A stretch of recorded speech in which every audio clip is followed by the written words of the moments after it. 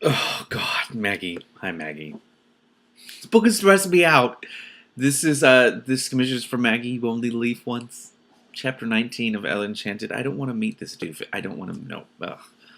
My guest's name was known to me. He was Edmund, Earl of Wallach, uncle of Hattie's best friend, Blossom, the uncle whose marriage she feared because it might cause her disinheritance. I suppose I should have been amused, but I was too lost and worried that the uncle would be as unpleasant as the niece. Excuse me, I waited for him in the study, a half-finished square of embroidery spread across my lap. I'd barely seated myself when Father opened the door. "This is my daughter Eleanor," he said. The Earl bowed. I stood and curtsied. He was older than Father. How old is she again? 14 now? 16? I don't remember how old Ella is. With shoulder-length curled gray hair, his face was as thin as a greyhound's, with a long nose above a drooping mustache. He had his hound-sad eyes, too, brown with white showing above the lower lid and bags of skin below. I sat again, and he bent over my handiwork. "Your stitches are neat and so tiny. My mother made the smallest stitches, too. You could barely see them. When he spoke, I saw teeth as small as a baby's, as though he'd never gotten a second set. I could picture the toddler Earl, peeking into his mother's lap and flashing those wee pearls at her exquisite embroidery. When we married, I would try to imagine that he was almost as young as his teeth. Oh my God, this is so messed up." Leaving my side, he turned eagerly to Father. "You could not hold such a position as I heard you express yesterday, my friend," the Earl said. "I hope you will explain yourself more fully." They were discussing punishments for bandits. The Earl said they should be shown mercy. Father believed they should be treated harshly, put to death even as an example.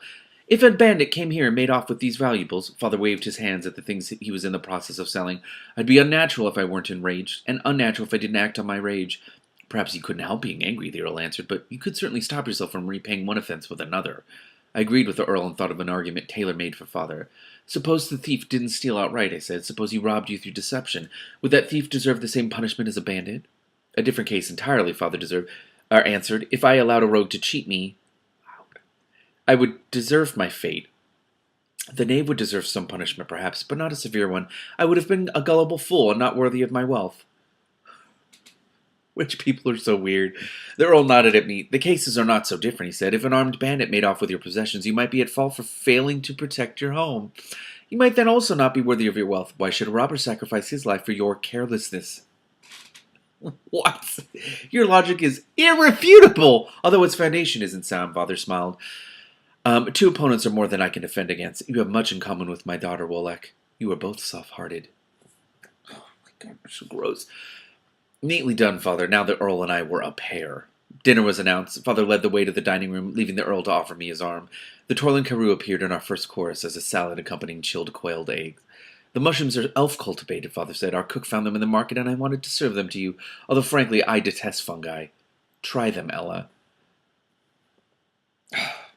Of course he's not going to eat them, and of course he orders Ella to eat them. The mushrooms were bland. Their only flavor came from the lemon and sage Mandy had sprinkled on them.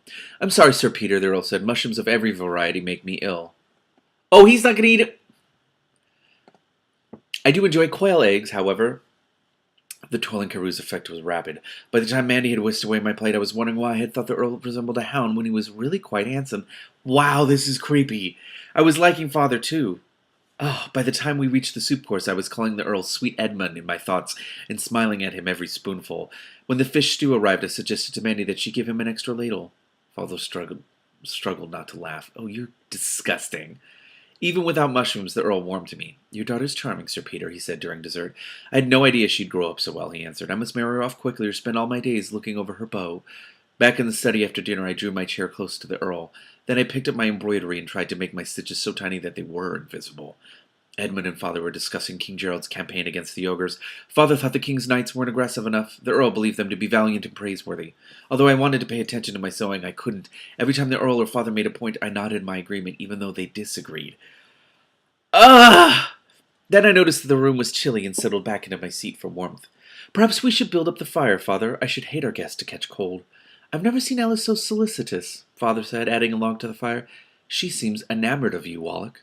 "I am," I murmured. "What did you say, dear?" Father asked. Why shouldn't he know how I felt? I wanted him to know. "I am enamored of him, Father," I said clearly, smiling at sweet Edmund. He smiled back. "This isn't the first time I've sampled Sir Peter's hospitality in his superior table, but you were never here before." He leaned toward me in his chair. "This is getting rapidly into a realm I'm never going to be okay with." "She was away at finishing school," Father said, "at Madame Edith's establishment in Jen." "The time was ill spent," I said, "if it delayed our meeting."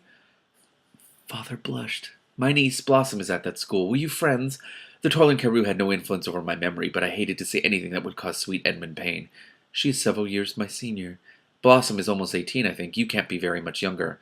I was 15 in September. 15 years old. Oh my god. You are a child. He drew back in his seat. I couldn't bear it. Not such a child, I said. Mother married when she was 16. If I were to die young as she did, I should like first to have lived and loved. The Earl leaned toward me again. You have a loving heart. I see that. More woman than child. You are disgusting! Oh! Father coughed and offered the Earl a brandy. Then he poured a small amount for me. Edmund touched his glass to mine. To the eagerness of youth, he said, may it always get what it longs for. When he left, he took my hand. Tonight I came to visit your father. May I return to see you? You cannot come too soon, I said. Or too often. What has this book become?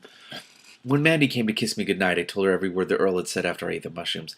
Isn't he wonderful? I asked, wanting her to share my happiness. He sounds nice enough, she said grudgingly. Not like your father, the poisoner. Thank you, Mandy, for spelling that out. But father is wonderful too, I protested. Yes, wonderful. She slammed the door as she left.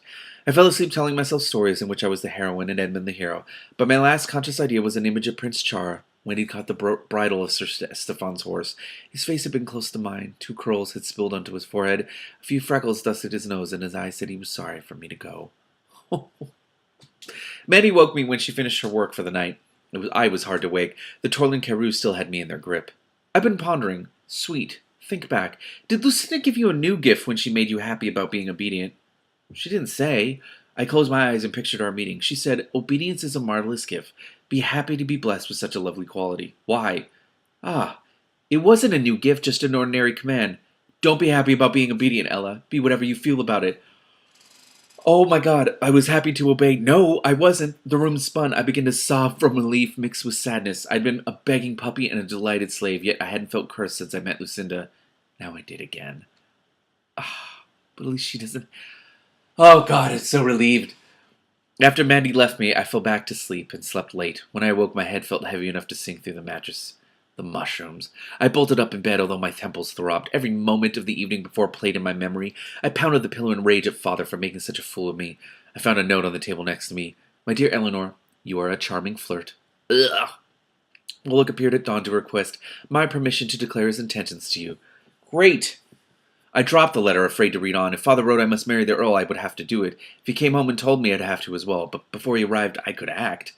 Mandy would tell me the letter's contents without making them an order. Oh, smart. I found her in the hen house talking to the chickens. Up, Seki. The hen hopped off its roost, and Mandy collected 3 eggs. Thank you. She went on to the next hen. Up, Akko. I only need 1 from you. To me, she said, do you fancy an omelet? I held the eggs while she read the letter. Sounds just like his lordship, she said when she finished. But it's safe to read. Father had rejected the Earl's suit. Oh! Upon close questioning, the Earl had confessed that most of his property had recently been consumed by fire. He wasn't rich enough for us. God. Poor Blossom. Her inheritance wouldn't be worth much whether or not the Earl married. Father continued, I haven't time now to find another suitor, but never fear. I shall secure a rich husband for you yet. For now, however, my own neck will have to go into the noose instead of yours. That's a pleasant way to look at the marriage. There is a lady who will wed me unless I miss my guess. I have gone to offer her my hand, and to tell her that my heart is already hers. If my suit is successful, I shall send for you so that you may become reacquainted with her. Reacquainted. Spare her any tidings of our poverty, although I flatter myself that there is not a shred of... I'm so done with this. God. Are you serious? There's not a shred of greed in Dame Olga's affection for me. As an accepted suitor or a disappointed lover, I shall see you soon. Until then and always your father, Dame Olga. Hattie would be my sister. This is a nightmare that constantly becomes another nightmare. I can't. This is not okay. None of this is okay.